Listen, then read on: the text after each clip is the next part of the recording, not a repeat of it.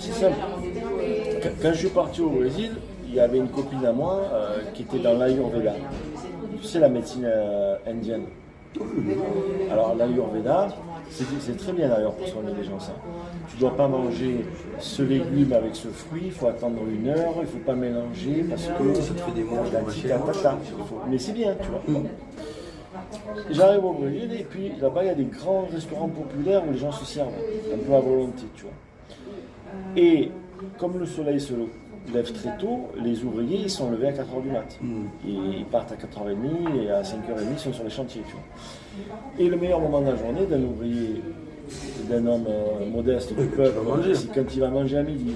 Et moi j'arrive dans ces restaurants populaires, je vois le mec qui se fait une assiette et tu dois te servir qu'une fois. Donc le riz, la viande, le poisson, les légumes, les rondelles d'ananas par-dessus, enfin n'importe quoi, tu vois. Si tu fais l'Ayurveda, ce que tu manges là, tout mélanger machin, c'est très mauvais. Seulement moi, je suis tout seul, je suis dans un coin. J'observe les gens. Et je vois cet ouvrier qui a une dure journée, qui est levé depuis très tôt. C'est des gens qui sont modestes, tu vois.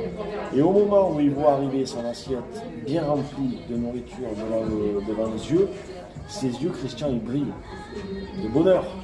Il brille il sait que le mec, il va se rassasier, il a faim, c'est le meilleur moment de sa journée. Mais qu'est-ce qu'il met à ce moment-là? Il met une intention.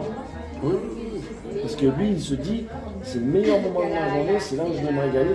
Et tu peux mélanger ce que tu veux. Au moment où lui, il le mange, tu es dans l'Ayurveda, tu as l'intention du bonhomme qui fait que lui, il se dit, c'est bon pour moi. Même si c'est pas bon, on va dire physiquement, mélanger des trucs. Lui, il dit, c'est bon.